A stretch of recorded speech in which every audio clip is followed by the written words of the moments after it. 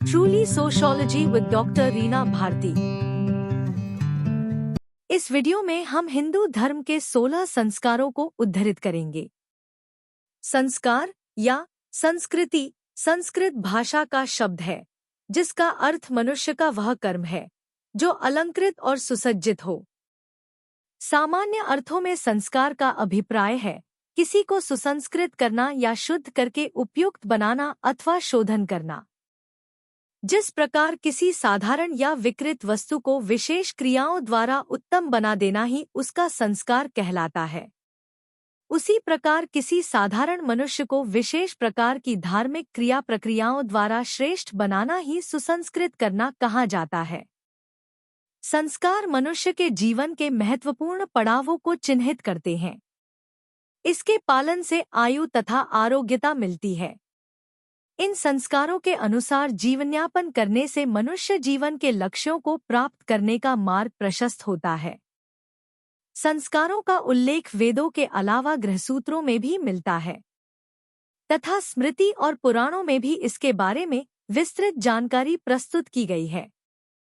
गूढ़ अर्थों में संस्कार को संशोधन, परिशोधन तथा परिशुद्धि कहा गया है। हमारे शास्त्र पुनर्जन्म में आस्था और विश्वास को पोषित करते हैं।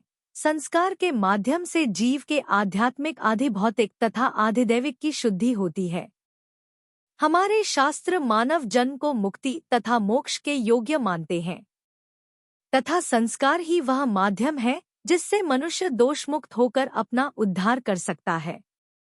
मानव जीवन की प्रत्येक अवस्था में संस्कार करने से जीव 84 लाख योनियों में घूमते हुए अपने साथ लाए गए सभी जन्मों और जन्मों की अशुद्धियों से मुक्ति पा सकता है और स्वयं को शुद्ध कर सकता है। संस्कारों का पालन मनुष्य के लिए अनिवार्य माना गया है। यदि एक या दो संस्कार छूट जाएं, तो जीवन में उसका दोष शेष रह जाता है। इन सभी संस्कारों को करते समय प्रत्येक संस्कार के अनुसार वैदिक मंत्रों का जाप किया जाता है। संस्कार मानव जीवन को वैज्ञानिक रूप से भी प्रभावित करते हैं। गौतम धर्मसूत्र के अनुसार सनातन धर्म में 40 संस्कारों का उल्लेख है, जिनमें से 16 प्रमुख संस्कारों को षोडश संस्कार कहा जाता है। हिंदू परंपरा में मनुष्य जीवन में यही 16 संस्कार संपन्न किए जाते हैं। हिंदू परंपरा में बच्चे के जन्म से पहले 4 संस्कार और जन्म के बाद 11 संस्कार तथा मृत्यु के बाद 1 संस्कार किया जाता है। आइए इन 16 संस्कारों की संक्षिप्त में चर्चा करते हैं। शास्त्रों के अनुसार पहला संस्कार गर्भाधान है। गर्भाधान संस्कार उत्तम संतति प्राप्ति की इच्छा से किया जाता है। यह विवाह के बाद पति पत्नी के बीच पहली बार सहवास के समय किया जाता है। दूसरा है पुंसवन संस्कार। गर्भधारण के तीसरे या चौथे महीने में स्वस्थ और बुद्धिमान संतान की प्राप्ति के लिए यह संस्कार किया जाता है। तीसरा है सीमंतोन्नयन संस्कार। गर्भवती महिला की मानसिक शुद्धि और स्वास्थ्य के लिए गर्भ के चौथे, छठे या 8वें महीने के पूरे होने पर यह संस्कार किया जाता है। सीमंत प्लस उन्नयन अर्थात केश प्लस ऊपर उठाना। इस संस्कार में पति अपनी पत्नी के बालों को ऊपर की ओर उठाता है। चौथा है जातकर्म संस्कार। नवजात शिशु के नालच्छेदन से पूर्व इस संस्कार को करने का विधान है। 2 बूंद घी तथा 6 बूंद शहद का सम्मिश्रण अभिमंत्रित कर चटाने के बाद पिता यज्ञ करता है तथा 9 मंत्रों का विशेष रूप से उच्चारण के बाद बालक के बुद्धिमान, बलवान, स्वस्थ एवं दीर्घजीवी होने की प्रार्थना करता है। इसके बाद माता बालक को स्तनपान कराती है। 5वां है नामकरण संस्कार। धर्माचार्यों ने जन्म के 10 दिन तक अशौच अथवा सूतक माना है, इसलिए यह संस्कार 11वें दिन करने का विधान है। धर्म विज्ञानियों ने नाम का व्यक्तित्व पर प्रभाव को बहुत शोध कर नामकरण संस्कार का आविष्कार किया है। छठा है निष्क्रमण संस्कार। निष्क्रमण का अभिप्राय है बाहर निकलना। अतः इस संस्कार में शिशु को सूर्य तथा चंद्रमा की ज्योति दिखाई जाती है। इसे जन्म के चौथे महीने में संपन्न किया जाता है। 7वां है अन्नप्राशन संस्कार, जो बच्चे को पहली बार अन्न अथवा खीर खिलाने का संस्कार है। जो सामान्यतः छठे महीने में शुभ नक्षत्र एवं शुभ दिन देखकर किया जाता है। 8वां है चूड़ाकर्म संस्कार। इसे मुंडन संस्कार भी कहा जाता है। हमारे आचार्यों ने बालक के प्रथम, तृतीय या पंचम वर्ष में इस संस्कार को करने का विधान बताया है। 9वां है विद्यारंभ भूत संस्कार। यह बच्चे की शिक्षा की शुरुआत का संस्कार है। इसमें बच्चे को वेदाध्ययन के लिए भेजने से पहले घर में अक्षर बोध कराया जाता था। माँ बाप तथा गुरुजन पहले उसे मौखिक रूप से श्लोक, पौराणिक कथाएं आदि का अभ्यास करा दिया करते थे ताकि गुरुकुल में उसे कठिनाई न हो। 10वां है कर्णवेद संस्कार। कर्णवेधन से कर्ण की व्याधियां दूर होती हैं तथा श्रवण शक्ति भी बढ़ती है। इसके साथ ही कानों में आभूषण हमारे सौंदर्य बोध का परिचायक भी है। 11वां है यज्ञोपवीत संस्कार।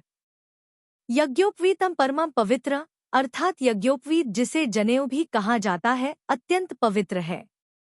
यह आयु को बढ़ाने वाला, बल और तेज प्रदान करने वाला है। इस संस्कार के बारे में हमारे धर्मशास्त्रों में विशेष उल्लेख है। यज्ञोपवीत धारण का वैज्ञानिक महत्व भी है। 12वां है वेदारंभ संस्कार। वेद का अर्थ होता है ज्ञान और वेदारंभ के माध्यम से बालक अब ज्ञान को अपने अंदर समाविष्ट करना शुरू करता है। शास्त्रों में ज्ञान से बढ़कर दूसरा कोई प्रकाश नहीं समझा गया है। 13वां है केशांत संस्कार। गुरुकुल में वेदाध्ययन पूर्ण कर लेने पर आचार्य के समक्ष यह संस्कार संपन्न किया जाता था। वेद पुराणों एवं विभिन्न विषयों में पारंगत होने के बाद ब्रह्मचारी के समावर्तन संस्कार के पूर्व बालों की सफाई की जाती थी। 14वां है समावर्तन संस्कार। गुरुकुल से विदाई लेने से पूर्व इस संस्कार का विधान था। इसमें शिष्य को स्नान कराकर स्नातक की उपाधि दी जाती थी। इस उपाधि से वह सगर्व गृहस्थाश्रम में प्रवेश करने का अधिकारी समझा जाता था।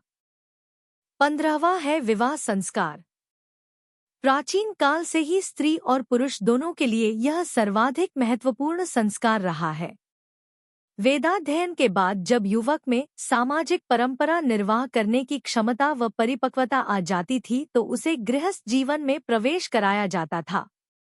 लगभग 25 वर्ष तक ब्रह्मचर्य व्रत का पालन करने के बाद युवक परिणय सूत्र में बंधता था।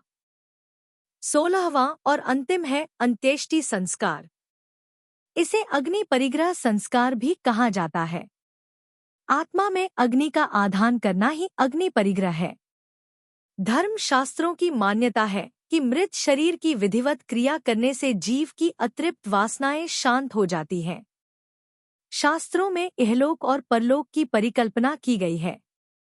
जीवन पर्यंत व्यक्ति शरीर धारण कर इहलोक में निवास करता है तथा प्राण छूटने पर वह इस लोक को छोड़कर परलोक का सदस्य बन जाता है। ये सभी संस्कार व्यक्ति के जीवन के हर महत्वपूर्ण मोड़ पर धार्मिक, सामाजिक और सांस्कृतिक दृष्टिकोण से उसकी शुद्धि और उन्नति के लिए निर्धारित किए गए हैं, जिसका उद्देश्य जीवन के विभिन्न चरणों में व्यक्ति का मानसिक, शारीरिक और आत्मिक विकास करना है।